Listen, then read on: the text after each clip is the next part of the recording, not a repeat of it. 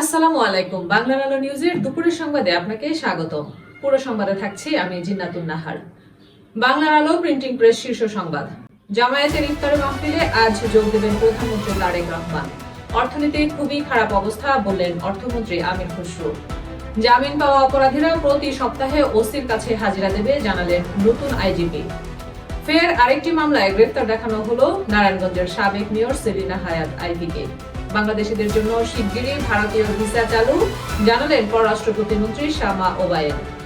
2028 সালের মধ্যে ঢাকার খাল মুক্ত করে ওয়াকওয়ে প্রকল্প বাস্তবায়ন হবে, খাল পরিদর্শন শেষে বললেন সড়ক ও পরিবহন প্রতিমন্ত্রী।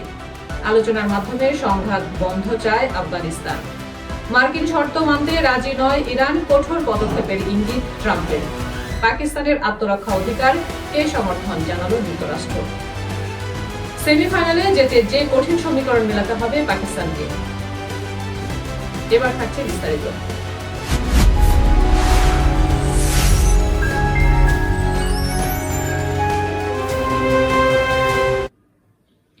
জামায়াতে ইসলামের ইফতার মাহফিলে অংশগ্রহণ করবেন বিএনপির চেয়ারপারসন ও প্রধানমন্ত্রী তারেক রহমান।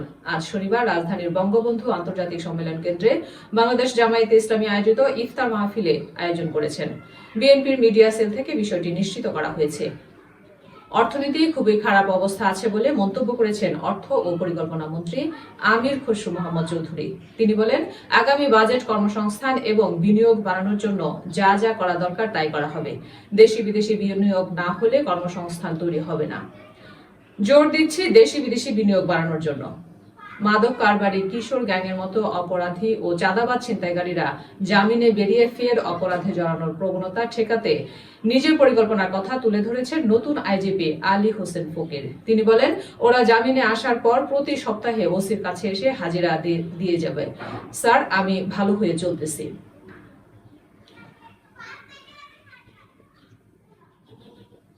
মাদক কারবারি, কিশোর গ্যাংয়ের মতো অপরাধী ও চাঁদাবাজ ছিনতাইকারীরা জামিনে বেরিয়ে ফের অপরাধে জড়ানোর প্রবণতা ঠেকাতে নিজের পরিকল্পনার কথা তুলে ধরেছেন নতুন আইজিপি আলী হোসেন ফকির।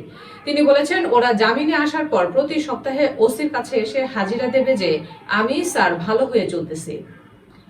নারায়ণগঞ্জ সিটি কর্পোরেশনের সাবেক মেয়র সেলিনা হায়াত আইভিকে সিদ্ধিরগঞ্জের বৈষম্য বিরোধী ছাত্র আন্দোলনের সময় করা আরও একটি হত্যা মামলায় গ্রেফতার দেখিয়েছে পুলিশ। শুক্রবার নারায়ণগঞ্জের অতিরিক্ত পুলিশ সুপার তারেক আল মেহেদি সত্যতা নিশ্চিত করে বলেন, বৈষম্য বিরোধী ছাত্র আন্দোলনের সময় ইন্টেরিয়র মিস্ত্রি সেলিম মন্ডল হত্যা মামলায় তাকে গ্রেফতার দেখানো হয়েছে। পররাষ্ট্র প্রতিমন্ত্রী শেমা ওবায়েদ ইসলাম জানিয়েছেন, বাংলাদেশের নাগরিকদের জন্য ভারতীয় ট্যুরিস্ট ভিসা সহ সব ভিসা খুব শিগগিরই চালু হবে। ইতোমধ্যেই ভারতীয় হাইকমিশনের সাথে বৈঠক হয়েছে। ভিসা চালুর বিষয়ে তারা ইতিবাচক।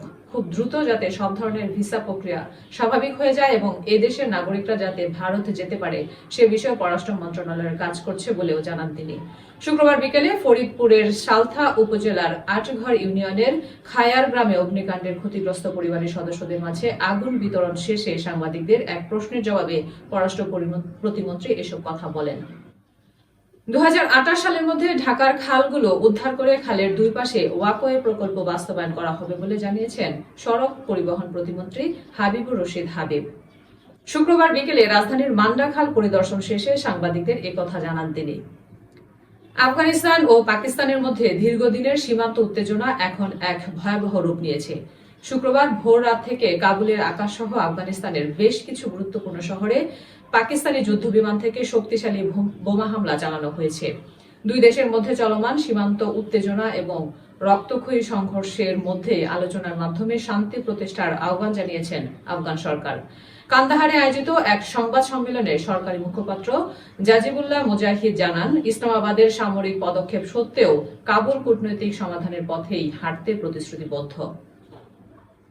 ইরানের পারমাণবিক কর্মসূচি বন্ধে চলমান কূটনৈতিক প্রচেষ্টায় কোনো অগ্রগতি না হওয়ায় কঠোর সামরিক পদক্ষেপের ইঙ্গিত দিয়েছে মার্কিন প্রেসিডেন্ট ডোনাল্ড ট্রাম্প।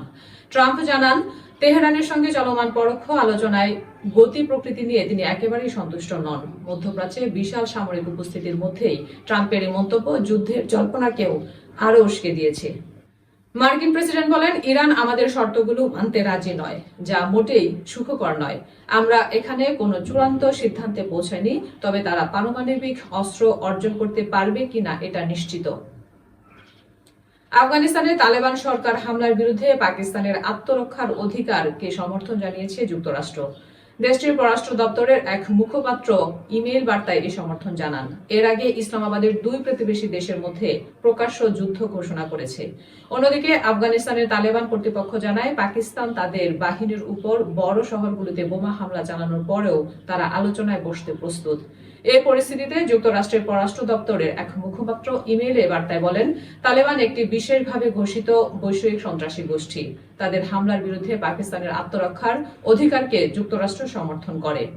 টি-20 বিশ্বকাপ 2026-এর সুপার 8-এ নতুন প্রাণের সঞ্চার যেন হয়েছে পাকিস্তান শিবিরে। কলম্বোতে নিজেদের শেষ ম্যাচে নিউজিল্যান্ড 4 উইকেটে হেরেছে ইংল্যান্ডের কাছে। এই ফাইনালে সেমিফাইনালের আশা বেঁচে আছে পাকিস্তানের। সংবাদ শেষ করছি, দেখা হবে পরবর্তী বুলেটিনে। ততক্ষণ বাংলার আলো নিউজের সাথে থাকুন। বেশি বেশি লাইক এবং শেয়ার এবং কমেন্ট করে আমাদের সাপোর্ট করুন। আল্লাহ হাফেজ।